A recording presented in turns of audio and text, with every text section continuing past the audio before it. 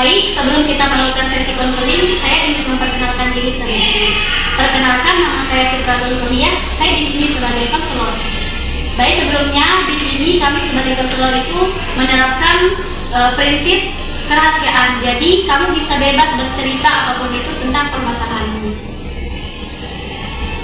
Selamat siang Nanda, terima kasih sudah datang hari ini.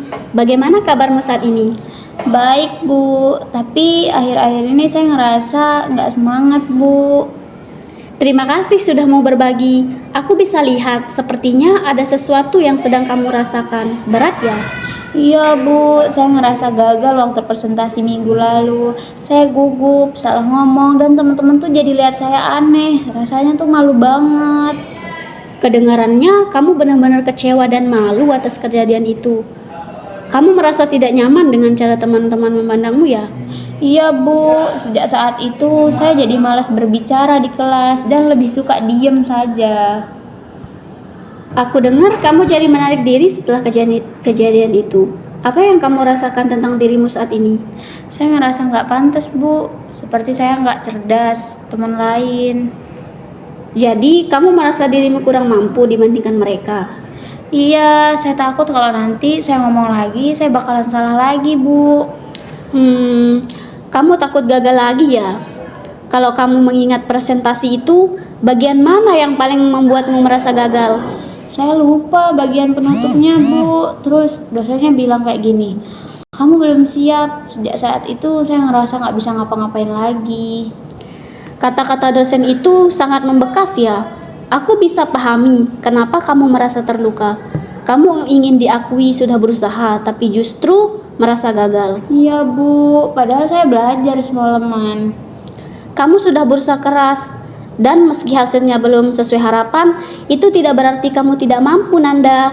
Bagaimana rasanya saat kamu mendengarkan itu? Sedikit lega, Bu. Rasanya seperti ada yang mengerti. Nanda, aku melihat kamu adalah orang yang peduli dengan hasil dan mau belajar.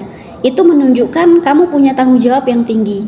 Tapi kadang saya ngerasa itu nggak cukup, Bu.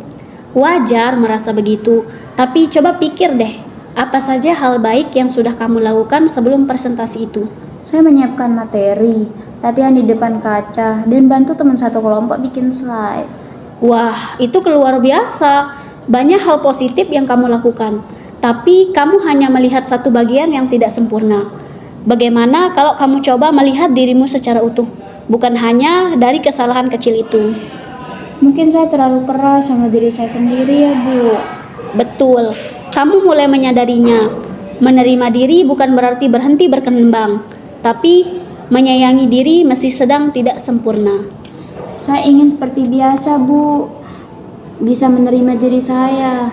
Kalau kamu sudah mulai menerima dirimu, langkah kecil apa yang ingin kamu lakukan setelah ini untuk membangun kepercayaan dirimu kembali? Mungkin saya akan mulai berbicara di kelas, walau cuma 1 atau 2 kali.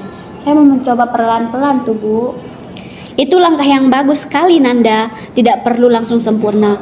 Cukup konsisten dan percaya bahwa kamu mampu belajar dari pengalaman.